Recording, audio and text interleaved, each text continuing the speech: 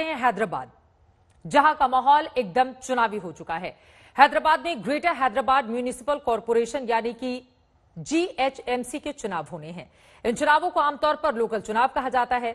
इन local चुनावों को BJP vocal होकर लड़ रही है और आज हम बीजेपी की इस लोकल पर वोकल वाली चुनावी रणनीति का विस्तार से विश्लेषण करने जा रहे हैं। तेलंगाना में भारतीय जनता पार्टी के पास 119 में से केवल 2 विधायक हैं। कुल 17 लोकसभा सीटों में से केवल 4 सांसद हैं, लेकिन वहां हैदराबाद के नगर निगम चुनाव में बीजेपी ने अपनी पूरी ताकत झोंक दी है, जिससे हैदराबाद के इस लोकल चुनाव की देश भर में चर्चा हो रही है, जिसकी चर्चा हम आगे करेंगे। लेकिन पहले आपको हैदराबाद नगर निगम और उसके चुनाव से जुड़ी हुई कुछ जरूरी जानकारी दे देते हैं। GHMC का सालाना बजट लगभग 5,500 करोड़ रुपए का है। GHMC के अंतर्गत लगभग 82 लाख की आबादी आती है। GHMC चुनाव में 150 पार्षद चुने जाते हैं। इस बार के चुनाव में 1122 उम्मीदवार चुनावी मैदान में हैं, जिसके लिए 1 दिसंबर को मतदान होगा। 4 दिसंबर को नतीजों की घोषणा हो जाएगी। GHMC एक लोकल बॉडी है, जिसके चुनाव भी लोकल स्तर पर ही लड़े जाते हैं। लेकिन इस बार बीजेपी ने इन लोकल चुनावों का स्तर बढ़ा दिया है और अपनी राष्ट्रीय ताकत झोंक दी है। ऐसे में सबके मन में सवाल है कि आखिर तेलंगाना के एक लोकल से चुनाव को बीजेपी इतना वोकल होकर क्यों लड़ रही है।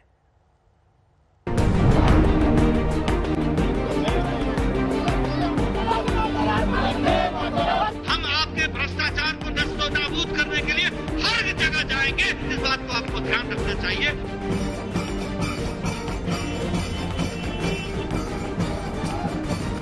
बीजेपी सिर्फ इस बात पर अमल करती है कि कैसे अपनी हिंदुत्व की आइडियोलॉजी को, उस ज़हनियत को पूरे मुल्क में लागू किया जाए। Owaisi is Muhammad Ali Jinnah's new avatar. We must defeat him.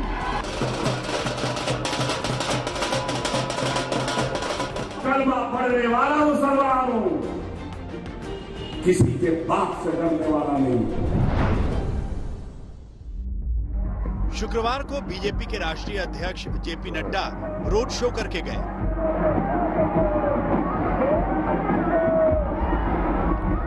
शनिवार यानी आज उत्तर प्रदेश के मुख्यमंत्री योगी आदित्यनाथ हैदराबाद की सड़कों पर उतरे।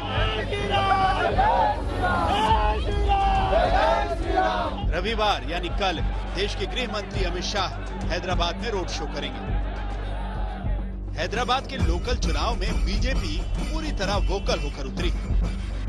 Here I would like to also urge upon you, आपसे मैं रिक्वेस्ट करने आया कि आत्मनिर्भर भारत में we should be vocal for local, उसके लिए हमको काम करना चाहिए। हैदराबाद के नगर निगम में 150 सीटें हैं, जिसके लिए 1 दिसंबर को वोटिंग होगी, जिस पर जीत ये तय करेगी कि हैदराबाद में मेयर किस पार्टी का बनेगा।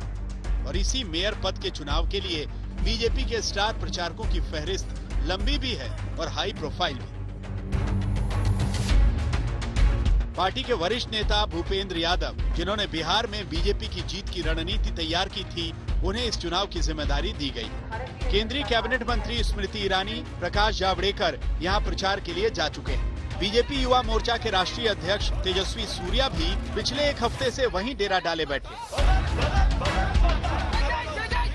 हैदराबाद के लोकल चुनाव के लिए घोषणा पत्र जारी करने के लिए भी बीजेपी ने अपने पूर्व मुख्यमंत्री देवेंद्र फडणवीस को हैदराबाद भेजा।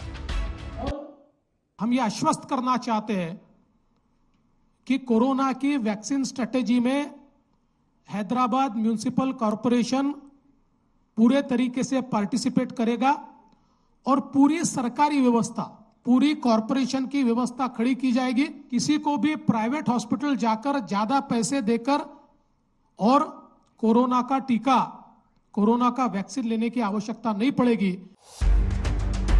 नगर निगम के चुनाव को लोकल चुनाव इसलिए कहा जाता है क्योंकि ये चुनाव अक्सर स्थानीय मुद्दों पर लड़े जाते हैं। कायदे से तो GHMC के चुनाव में भी इन्हीं लोकल मुद्दों की बात होनी चाहिए थी, लेकिन ये पहला मौका है जब इस बार मुसलमान, सर्जिकल स्ट्राइक, बांग्लादेश और पाकिस्तान के बारे में बात हो रही है। अकबरुद्दीन ओवैसी और असदुद्दीन ओवैसी, सुनिए, ये निजामों का काल नहीं है, ये हिंदू हृदय सम्राट नरेंद्र मोदी जी का समय है। एमआईएम के अपने पॉलिटिकल नेता और वर्कर्स इलीगल इमिग्रेंट्स को वोटर लिस्ट में जगह दे रहे हैं। अंदर से जो घात हिंदुस्तान का वो कर रहे हैं, उसका जवाब हिंदुस्तान की आवाम को, हैदराबाद की आवाम को उन्हें देना पड़ेगा। जय जय श्री राम, जय जय श्री राम, जय जय श्री राम। हैदराबाद के लोकल चुनाव जीतने के मिशन पर बीजेपी निकली तो पूरे जोर शोर के साथ है, लेकिन उसकी कमजोरी ये है कि फिलहाल तो वो तेलंगाना के 2 विधायक और 4 सांसदों वाली पार्टी है। जाहिर है चुनाव चाहे लोकल हो, लेकिन अपने राष्ट्रीय नेताओं से ही प्रचार करवाना बीजेपी की मजबूरी भी है और शायद सबसे बड़ी मजबूती भी। हर चुनाव होता है और लोकतंत्र में हर चुनाव को बहुत सीरियसली लेना चाहिए। ये भारतीय जनता पार्टी ने जिस प्रकार का संदेश दिया है कि चाहे म्युनिसिपल कॉर्पोरेशन का चुनाव हो, चाहे विधायिका का चुनाव हो या चाहे पार्लियामेंट का चुनाव हो, हर चुनाव को महत्व देना, हर चुनाव को सही तरीके से लड़ना और विकास के मुद्दे पर लड़ना, यह स्वयं नरेंद्र मोदी जी ने कहा है। बिहार की जीत के बाद नरेंद्र मोदी जी ने जब धन्यवाद रैली किया, संबोधन किया, उन्होंने एक बड़ी बात कही। उन्होंने कहा अब विकासवाद की ही जीत होगी। ये बीजेपी के विकासवाद का मॉडल है। इसमें वो लोकल चुनाव को भी नेशनल लेवल पर लड़ती है। इस बार जीएचएमसी के चुनाव हैदराबाद शहर के विकास के साथ साथ तेलंगाना में बीजेपी के विकास की दिशा भी तय करेंगे।